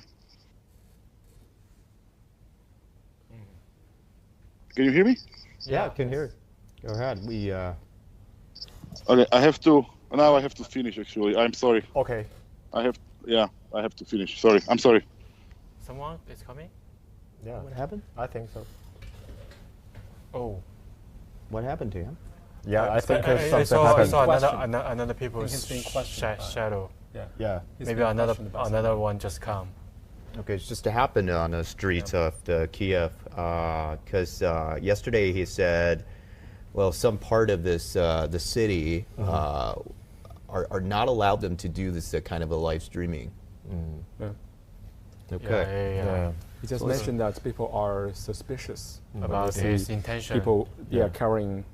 Carrying the camera. Also, Marty also mentioned that. Yes. He don't want to be want the policeman to be considered as the spy. You see on the ground there's another people just come. Yeah. Okay, so can we get him back later? I'm just asking our production crew. Can we get Yan back? Oh, it's impossible. I think. Maybe later. Maybe later. After the police check. Okay. So our production team is still working on if we can bring Yan back to the chat room. But now let's talk another topic about China. Because Chinese senior diplomat Yang Jiechi met with U.S. National Security Advisor Jake Sullivan yesterday in Rome, Italy. So we've been talking about it, and today we have some more latest progress about this conversation. And as you said, where is that? He's talking something about the both sides should seek to put in place a balanced, effective, and sustainable European security architecture in line with the principle of indivisibility of security. And this is this is something that's been mentioned by Director Yang about the European security architecture. So how can we what was your take to the remarks of Director Yang, and why this? Because he mentioned about seeking for a sustainable European security architecture. That means now the current architecture is not stable enough. It's not sustainable enough. And why does happen?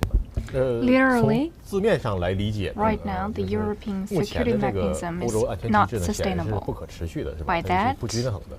I 不 mean, 可持续的意思呢，就是 NATO 说 keeps going eastward, 北约不断东扩，是吧？ occupying 不断 the 挤压俄罗斯 strategic 的战略 space 空 of 间， Russia in 来 order 保障自身的 to 安全。 guarantee Europe's 这种 own 模式 safety. 本 So 身它 that's 是不 not 可持续的。 sustainable, 这是 literally 字面上的 speaking. 意思 And if we dig deeper, 如果深层次理解呢，我以为就是说 China，我们 hopes 中方 to 还是 strike 希 a 望 balance 建立一种在 in 欧洲建立一种均衡的一 that 种安全机制，也 may 就是说 break the 可能要打 current 破目前的这 landscape 种 of 安全机制 security 格 in 局 Europe. 就 We 是 hope to bring 完 about 全 a 一种 brand 新的 new 这 angle 个 to discuss 角度 this 是吧？去 security 讨论这个安全机 system. 制，也 Of 就是说 course, we don't want 一定 to 是不以牺牲 step 他 on 国 the 安全 interests 或者 of 是 the other 其他利益集 countries. 团是吧？ We don't want 这 to 个为 sacrifice 代价 any 的 other 这么一种安全机制啊。 Also with mutual trust. Yeah. Right. Of course, we need political 这个 mutual 当然 trust. 首先需要高度的政治互信啊。首 But 先 apparently the mutual trust is gone. It's gone because you just see the current crisis for Ukraine actually is the reasons just dates back just 20 years ago, just after the end of the Soviet Union, and you see for this kind of security bloc, especially for NATO. For the NATO, they must find a target. First is about the Soviet-led Warsaw Pact, and after the end of Soviet Union, they find another target, and later they put Russia as kind of imaginary target for this kind of issue. But you see, Russia is so close to the other European powers, and you see, and they are also economically linked, and also for the energy part. But NATO has never found a very sustainable way to deal with this kind of relations. Even they rejected 3 times for Russia's application for NATO membership. But you see, for their expansion, okay, if we put another words, you can expand your NATO bloc, but you cannot use like Russia as our target, but they combine these 2 issues as one, and that means for Moscow's perspective, they felt alert. And if you see for the recent years what happened in the ex-Soviet Pact region, like in the Middle East and in the like in Georgia and also in Belarus and in Baltic region, everything is happening, and especially about the security risk for Moscow, and Moscow felt they are not safe and they were betrayed, and the lack of trust has deep rooted for the entire elite, and that now it's become a deadlock issue. And even for today's this is not for day one. It's just the situation is not for day one. It's been remained for a long term, for a long time. So I want to keep this dialogue a little bit more open. Maybe we can discuss. I want to hear something from maybe historic perspective. Why this region has been unstable? There needs a rebalance of power. Fundamentally, we need to realize that Russia does not want to fully control Ukraine, but Russia wants to use Ukraine as a buffer zone or buffer state. Why is that? Because the expansion of NATO has changed, or I would say destroyed, the balance of power of this region. Right? So there came this conflict. There came this special military operation. Right? So this is actually, because you just mentioned history, we can see that actually the Cold War era was actually a bipolar world system. But now we're entering a system without a multipolar or a multilateral consultating system. That's why the mutual trust is lost, and we have to rebuild it. Without it, just nations get involved into conflicts, but without a solution. And negotiations is always hard. I think as previous some of our guests said, the architecture has failed in this part, and especially from day one. And you see for today, there's the lack of mutual trust cannot be rebuilt. I'm very pessimistic, not very optimistic about this issue, because you see for years, like in 2008 and even after several years, Putin has addressed Moscow's security concern to the European allies. That's right. And to the European powers in Munich and in other conferences. But all these kind of warnings are neglected. And you see, I remember right after this kind of conflict, the former vice president of Russia and also warned the West that they didn't learn any lesson from Georgia crisis because of this kind of NATO expansion. But that is another issue. So, that kind of warning or alerts was not reported by the mainstream media, and that means they just keep neglect all these kind of warnings. I don't think that is good for the current security architecture. Days ago, 前几天我看到了一个采访， Mearsheimer, a 著名的 famous 美国 US 学者 scholar, 米尔斯海 had 默 an interview. 有一个 It 采访， was 可能大家都听说过 quite 米尔斯海默， famous. 很著名的一个 And, 这个 also 地 the 缘政 scholar 治这个 is 方面的 quite 一个学 famous 者 in the 他 field 这 of 个做了一个 geopolitical 形象的 science, 比 and 喻 he says that if 就 you 是你 keep 如果用棍子不停 poking 地捅这个 the 熊的眼 eyes 睛， of 是 a 吧？ bear with a stick, 是吧？那 certainly 他 the 肯定是 bear 要 will 会有反 respond. 应的。他是讲的大概意思， means that 当然了，这个我 Now 们现在 in 很多就 academia 包 there 括 has 学术 been 界 a 也 lot of 讨论啊，就美 discussions 国 about 在 the 冷战之后 strategic 犯的这个战略错误 expansion 就是北东扩，是吧？但是实际上呢，在现实层面， the 确实呢， NATO 通过各种 and 方式 the 呢， US 这 is 包括 taking 制 a lot 裁 of 在内的 sanctions 各种 against 方式呢打压 Russia. 俄罗斯，就是说他 And 在不停 that 的 is 挑衅，包括像 provocation. 这次乌克兰。 Ukraine is 其实，在 another 欧洲呢，也有很多人 provocation 持相 by 同的 the 观点，就是 US. 他们认为呢， So he says 实际 that 上 it's 完全没有 totally 必要 unnecessary to push 把乌克 Ukraine 兰呢这个 towards 推向是吧，对抗俄罗斯的最前沿 the opposite，尤其是在欧洲 Russia， 或者北约 particularly when 这 you 无 can 法 give 履 no 行自己 commitments. 承诺的前提下啊，因为此前呢 Previously，北约一直 NATO gave 这个 commitments 承诺 to Ukraine 乌克 about 兰是可以 accessing 加入北 into 约， NATO, 对吧？ but 实际这个 we 承诺我们都知道是无 both 法 knew 兑现 that 的， that's not 是吧？那 possible. 最终的 But 结果只 now 能是挑起地缘这个冲突， it 最后以 leads 这个 to 军 the 事 conflicts. 冲突的方式来结束啊。 Ukraine was 所以 pushed 就是 to 这么一个结果 And, 啊。另外呢，俄 on 罗 the 斯人 other 本身呢，他也是 Russia 这个基本上也有这个看法， has 因为 some grievances. 我给你举个 I can 简单的 give 例子啊，就是俄罗斯有一个非常著名的 Some 导演 example. ，a very notable film director， movie director， Mikhalkov， 就是这个 Nikita Mikhalkov， 可能大家听说过啊，这个他拍那个电影就是那个西伯利亚理发师，对吧？Siberian Barber， 很出名的一个导演。他有一次呢和这个芬兰的同事，好像是也是芬兰的一个在政治上很有影响力的人物，他们就讨论嘛，就是说为什么芬兰是吧？甚至在这个冷战期间，我们都知道，在70年代冷战巅峰的时候，芬兰呢这个实现了高速发展，是吧？而且呢，实际上它也没有受到任何的安全威胁，是吧？尽管芬兰呢，它这个政治体制和这个俄罗斯当时苏联完全不一样，就是一个比较成功的例子，就是它是芬兰很大程度上保持了中立，对，所以这个芬兰人呢就给了他一个非常他认为是非常这个充满智慧的回答。说如果你这个和一头熊睡在一起的话，那你就是动作不要太大。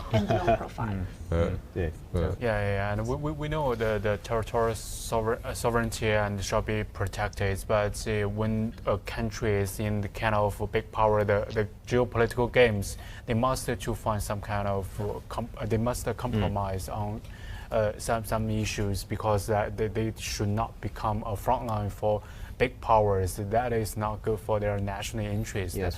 Actually, what they need to find what they really want and what they really care as a bridge, not as the front line. Yeah. Okay, and let's ask this a question to Professor Luo. We were just now talking about 这个刚才我们也谈到了这个 Mr. 杨洁篪主任的这 According to 个 him, 讲话吧，他是提到了是说要按照一个 we must adhere to the 安全不可分割的原则，就这个 indivisibility of security， 然后寻求构建这种可持续的欧洲安全机制。我们怎么理解他的这个说法啊？就首先一个，就什么是这个安全不可分割原则？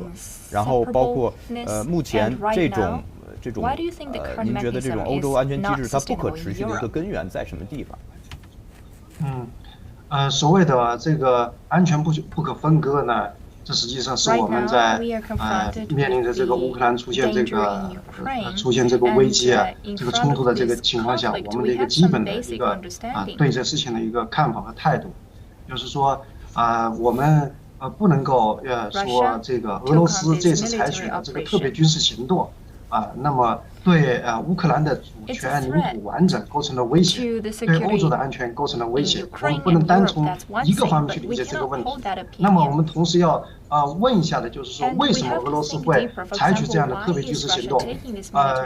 更何况呢，我们知道俄罗斯冷战结束以后呢，那么俄罗斯已经走上了另外一种发展道路，而且呢它这个近些年经济发展也不是顺利，那么面临着比较大的这个困难和困境。那么这个时候他为什么要采取军事行动？对一个邻国采取军事行动？那么这很明显，这是不理智的一个行为那么这就是说，我们不要仅仅看到俄罗斯的这个军事行动，这个乌克兰也好，对欧洲的安全造成了威胁。那么我们要追求这个背后的原因。那么背后的原因是什么呢？就是如果说冷战结束以后，那么西方这以美国为首的这些西方国家，北约啊，那么不是经过一轮又一轮的东扩，不断的把这个北约的这个东部边界向俄罗斯靠拢，那么俄罗斯是不会这么激烈的反应的。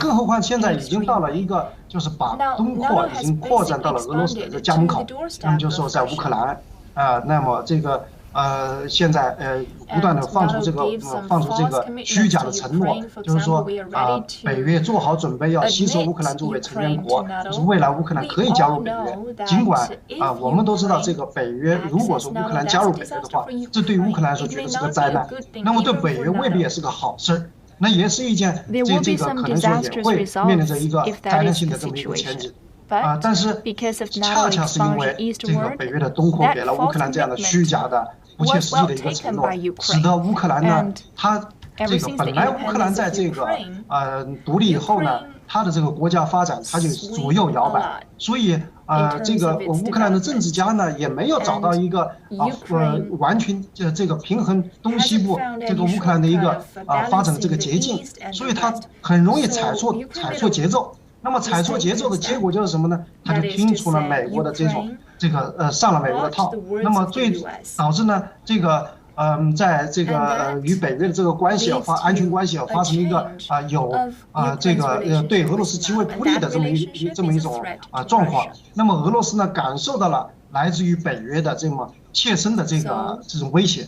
所以这就是说，这个我们看俄罗斯的这个特别军事行动，不能单从一个方面去看，要从2个方面去看的就这么一个原因，就是说它是里面有2层意思的，就是这么一个，这是第一个。第二的话呢，这个欧洲安全的这个机制，我们知道欧洲的安全这个有几个角色在里边，一个是北约，一个是欧盟，一个是俄罗斯。那么北约呢，它是冷战的产物。北约在苏联解体以后，冷战结束以后，北约并没有解体，并没有解散，并没有这个停止它的存在。它相反，它在不断的扩大，不断的东扩。那么，这对于欧洲的安全来说，因为它是个军事组织。那么对于欧洲的这个安全来说，它一方面呢，它能够满足有一些欧洲的国家、东欧的国家想要加入北约来换取他们的安全保障的这么一个这么一个目的，一方面能够满足他们的这个目的，另外一方面呢，对于欧洲的安全，它也造成了很大的这个压力，因为毕竟欧洲的安全不仅仅是关系到这些中东的国家，而且还关系到谁呢？关系到俄罗斯，这是一个重要的角色。那么俄罗斯呢，也在冷战结束以后，他在一直追寻的是什么呀？打造一个这个新的欧洲安全体系。那么通过构建新的欧洲安全的机制来打造个新的安全体系。那么从梅德韦杰夫时期开始，实际上他就已经对西方说得很明确，希望与欧盟这个构建一个新的欧洲安全体系。那么这个呢，欧盟也愿意这么做。为什么呢？欧盟从冷战时期开始，他就希望这个欧洲的安全，欧洲的这个防务的这个独立。那么这是他追求的一个目标。那么而且呢，这个欧盟的这个战略目标，在欧洲的战略目标就是说，欧洲的事情欧洲人来做主。那么这个言下之意就是说什么呢？这跟美国也没有太大的关系。那么这个实际上欧洲的安全，如果是从俄罗斯、从欧洲的这个角度上来说是能够谈拢的。那么为什么现在出现这么种情况呢？就是变成了一种非常一个不安全的这种状态呢？那主要我们就可以看到它的一个根源在哪呢？就是因为以美国为首的这个北约，可以说它的根子就在美国身上。美国不愿意看到这个欧洲的安全，它插不上手，它做不了主，它说不了算那么这不符合美国的这个国家的战略利益。如果说这个美国不愿意，就是他要甩锅似的把这个欧洲的安全甩给俄罗斯、甩给欧盟的话，那北约就不存在东扩，甚至可能存在的必要都没有了。我们看现在为什么回到刚才讲的这个谈判1轮、2轮、3轮、4轮，是吧？谈也在谈，双方也释放出善意，甚至于可能双方他也想尽快的达成一个和平的协议。但是为什么这么难呢？这不仅仅是当然有俄罗斯方面的原因。也有乌克兰它本身的原因，但是我们不能否认美国背后的这个原因。我个人认为，美国并未必那么想要这个谈判尽快谈出个结果来。如果谈出结果的话，战争就结束了。战争结束的话，那怎么办呢？那俄罗斯就会停止特别军事行动，停止特别军事行动，那么美国就势必要面临着做出一个决定，就是说他要不要全面的，或者是说绝大部分的解除对俄罗斯的制裁呢？这个他以前都说过的，就是说他这个美国的国务院发言人白宫发言人说过，就是如果俄罗斯停止特别军事行动，他们就取消这特别军事行动以来的这一系列的制裁。那么美国当然了，除了反而之前做了不少，他们到时候能不能够兑现？我认为美国觉得这个乌克兰的这个战事给他这个在欧洲的他的这个把这个欧洲安全牢牢掌握在自己手里，同时呢把这个俄罗斯彻底打压下去，这符合他的战略利益。所以我觉得这个美国现在对于欧洲的这个新的安全机制，他认为还是那个老调，就是说这个老路子，在美国的主导下的北约，这就是欧洲最好的安全机制。那么只有这样，它才能够主导欧洲的未来。这个未来至于是战争还是和平，那是因为美国来说了算的。所以我觉得，就是说这个，就是我们看这个未来的欧洲安全机制，现在以前构建很困难，现在构建就更难了。因为现在这个就是乌克兰这个问题上，能够找到一个非常好的一个途径，比方说乌克兰真正的能够这个。做出决定，我就是中立，我就采取一种中立的态度。就刚才几位老师讲的，说这个不要去惹这个俄罗斯这头熊不要去惹这么一个庞然大物。对于这个欧洲国家来说，惹了俄罗斯不是一个好事。俄罗斯现在当然你说他现在他日子过得不好，他的经济也不是多么发达，但是他毕竟他是个地大物博的国家，他有非常这个充沛的这个资源，他有强大的军事力量。现在我们看这个乌克兰的这个局势，我们就可以看出，俄罗斯它是能够起码在一定程度上在很大程度上掌握着乌克兰的这个局势的。那么未必这个乌克兰现在它如果还是按照美国的这个安排，按照美国的这个节奏在走的话，对乌克兰是灾难，对乌克兰是灾难。我们现在有很多的讨论，就是说乌克兰是一条什么样的道路符合乌克兰的这个国家利益？实际上真的就是中立的道路符合它的国家利益。加入欧盟，欧盟放出话来可以加入欧盟，那么不要加入北约，加入北约惹恼了这个俄罗斯，又有什么好处呢？就变成一个国家无国，又真的就是刚才讲的那个俄罗斯的那个学者讲的，这个阿廖沙讲的，就是这个真的出现了一个新的这个俄罗斯，那有什么好处呢？是吧？对于乌克兰来说没有什么好处。难道真的到时候以国家的这个不完整换取美国投入美国的这种怀抱，它又有我觉得这个成本太高。所以欧洲的安全机制，它是就是现在看要构建一个新的欧洲安全。这需要包括这个老欧洲国家，像法国、德国，还有也包括一些新的一些那种小的欧洲国家，他们需要拿出足够的智慧和这个足够的胆量来做的一些事情。这不仅如果说能够做到这一点的话，那么起码能够起到一个在欧洲平衡现在美国咄咄逼人的利用北约咄咄逼人突破的它这个俄罗斯，那么它能够起到一个均衡的作用。我觉得能够达到这一点就很不错了。好。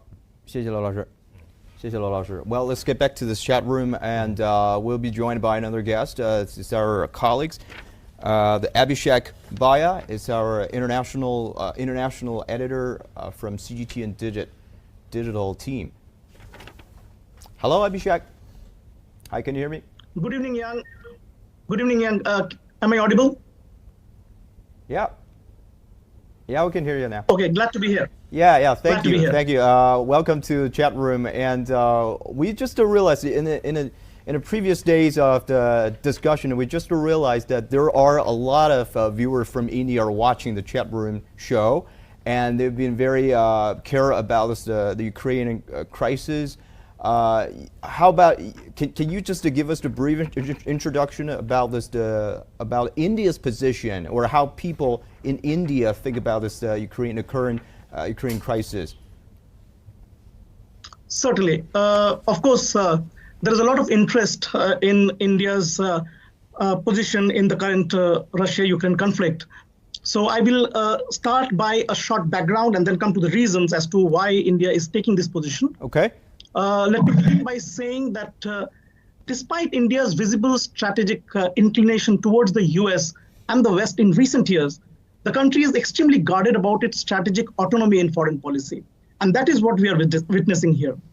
Much has been made out of India's position in the Russia-Ukraine conflict, particularly its decision to abstain multiple times from the UN resolution deploring Russia's military operations in Ukraine. But is it really surprising? The general assumption among the mostly Western governments and analysts seems to be that were it not for India's reliance on Russia for military hardware and geopolitical weight, India would have publicly moved to rebuke Russia. But does that theory hold water? I doubt it. One only needs to take a quick glance into how India has voted in the UN on resolutions regarding other international conflicts in the past to understand that India nearly never votes in line with the US or the West. In fact, on the contrary, India's voting patterns are more aligned at times with Russia and even China. So just to underline that India also abstained from the US-backed resolution on Iraq war in 1992 and the resolutions on the wars in Libya and Syria between 2011 and 2016. So if I'm allowed to elaborate on India's voting trends at the UN, basically it appears that post-Cold War, India's preferences have been further from the US, even further than Russia's preferences from the US. So of course, the Indian social media has been abuzz with India's position and the pressure that India is getting from the West. All right, India has good ties with the US and Western European partners, and it is a key member of the Quad.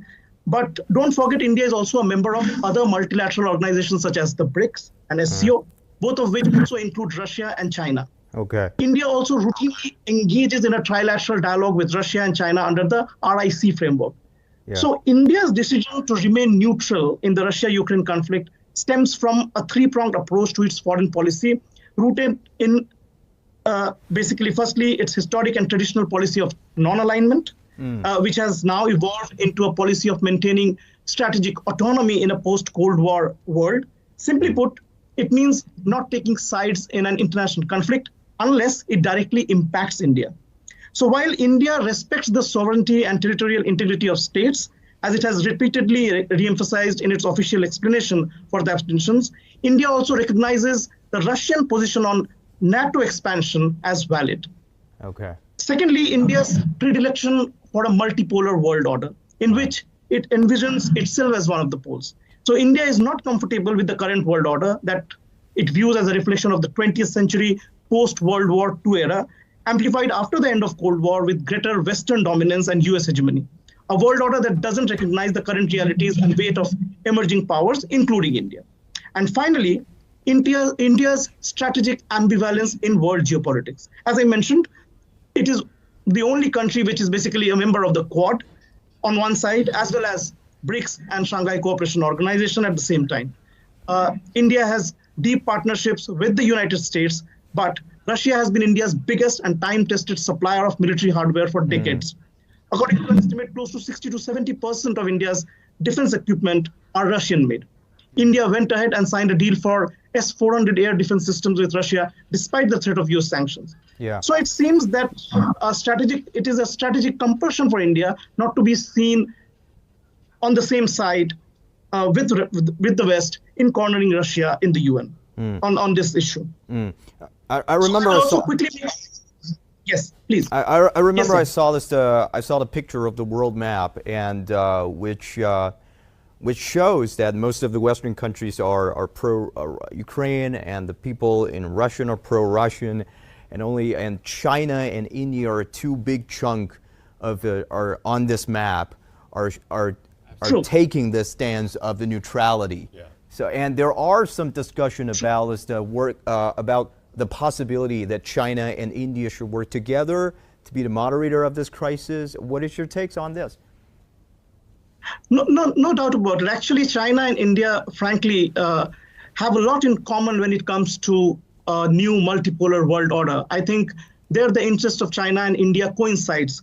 Both these countries have been kind of a victim of the colonial an imperial history, and even after independence and the setup of China in 1950s, they have not been getting the kind of global recognition that they should, and they are emerging economies.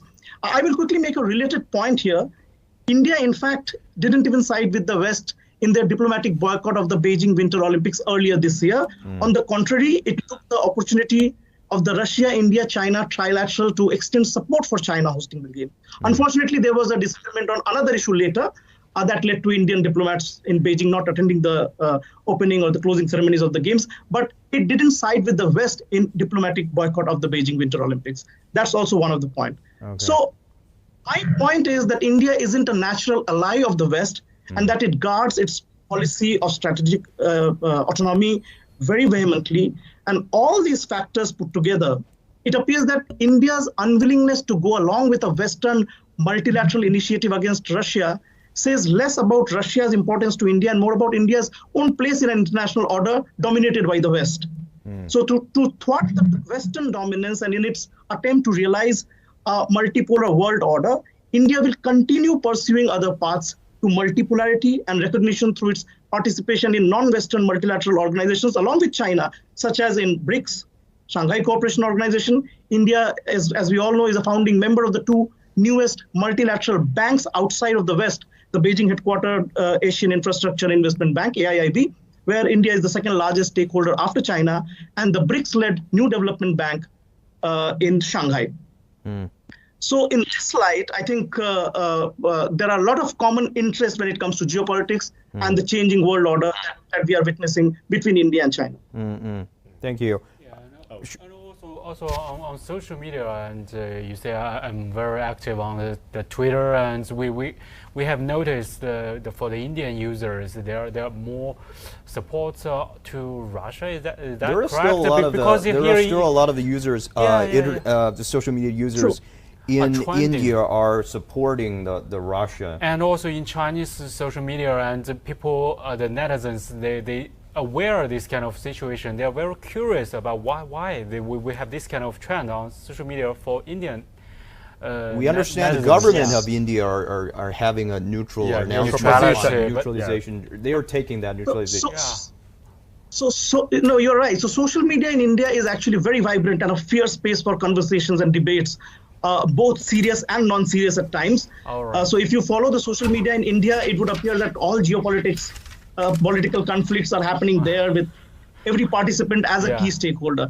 But yes, you are right that there is a phenomenal kind of support for Russia here, despite the fact that there were 20,000 Indian students in Ukraine stranded. Especially in Kharkiv. Yes, exactly. So one of the better aspect of social media was that despite at times it becomes a platform for disinformation and fake news, but in this case it also played a positive role in spreading awareness and also as a platform that could connect people in need of help. So when there were students stranded in Ukraine, India had the largest number of international students in Ukraine. A lot of stranded Indian students from the interiors of Ukraine could reach out for help after the attacks, and they were stranded in the war zone. And of course, following which the government also felt pressured and kind of set in motion an evacuation. So initially the interest was created because there was a stake in the form of a lot of Indian students in Ukraine sharing their views and videos from bunkers and underground, taking shelter in the bunkers and taking shelter in underground metro stations. So those videos really went viral and generated a lot of interest, even among other people who were not interested initially, but they saw their own and they got dragged into it. And after that, of course, we have seen a huge interest in this crisis in the Indian social media by general people, general netizens. Thank you, Abhishek. I especially enjoy the very last part of this conversation. Especially, this is the first time that we brought in some of our guests from from India, because earlier we talked. We have the guests from Ukraine, we have the guests from Russia, we have the guests from China, from Europe. Yeah, and well, this is the Italy first time we have the guests from India. The country are not directly involved in this regional conflict, and we think, and I think we should have more of this such voices from around the world. So let's hear what they think about this conflict. Actually, they're also involved because they have a lot of students who were trapped in the war zone, like in Kharkiv at the early stage. You mean the Indian student? Yeah. There are also a lot of Indian students. I noticed that on the Twitter, and at that time actually, within India, a lot of politicians they're debating and they're pressuring the government to evacuate all these kind of students from the war zone, and for those students trapped in the war conflict area, they also share videos about what is happening right now, and some of the help from the other sides, from the embassy or from the consular office. So they are not directly involved, but their citizens were involved in this kind of situation. Yeah, and also as Abhishek mentioned about is how there has been a strong the economic relationship and trade relationship between between Russia India and Russia. So if this conflict is still ongoing, this influence will be global. Thank you so much. Thank you so much for this the informative debate and discussion. And well, I call it today for the chat room, and tomorrow we'll bring you more on this on the latest progress on this conflict between Ukraine and Russia. And bye for now. I'm Yan Zhang.